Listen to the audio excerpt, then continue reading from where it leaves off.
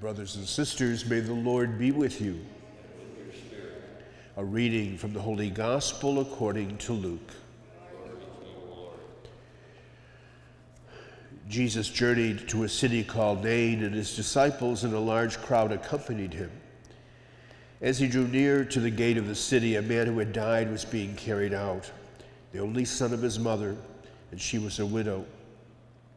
A large crowd from the city was with her. When the Lord saw her, he was moved with pity for her and said to her, "Do not weep."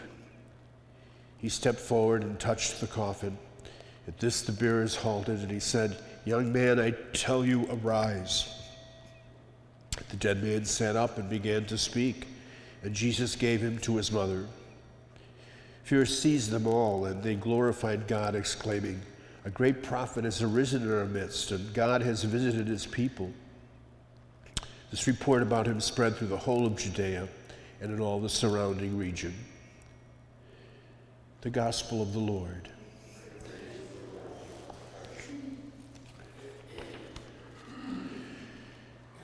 Today we'd like to focus on the first reading rather than the Gospel text from the letter of St. Paul to Timothy.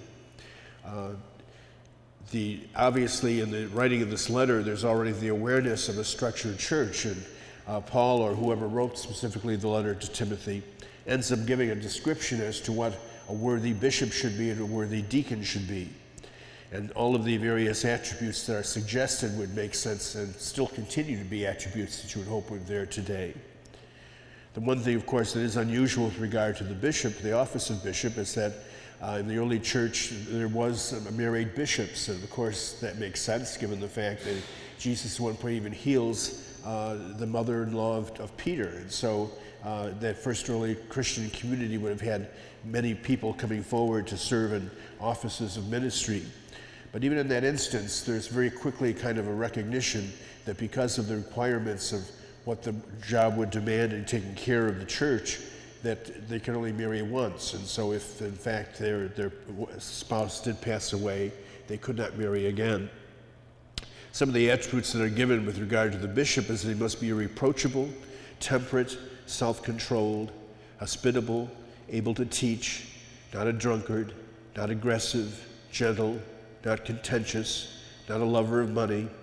He must manage his own household and control it with perfect dignity.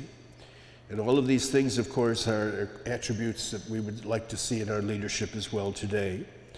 And the second part of this particular passage from Timothy outlines the attributes that a deacon should hold. Notice there's not anything said about presbyters. In the very earliest days of the church, there was the bishop and the deacon, and then as the church became larger and larger, there was not a way for the bishop to take care of all of those who were part of his flock.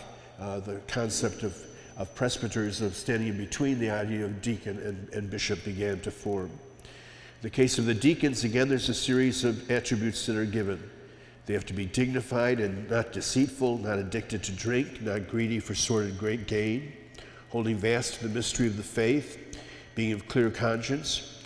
They must be dignified and not slanderers, and they again also can be only married once. And when the diaconate was once again came into effect following the Second Vatican Council, one of the requirements for the permanent diaconate is that, again, if they were married and their wife passed away, they could not remarry again. So these things have kind of carried over from the early church.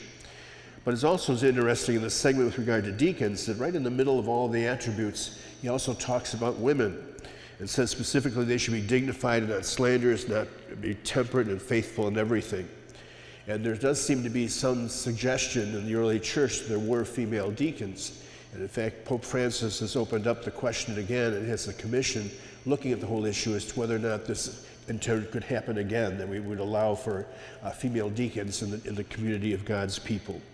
Whether it happens or not, in both instances, these attributes and characteristics for the leadership of the church are ones which every person in leadership today should continue to reflect upon a bit, and recognize indeed what God is calling them to do, not just for the sake of others, but for the sake of their own virtue and their own growing in faith.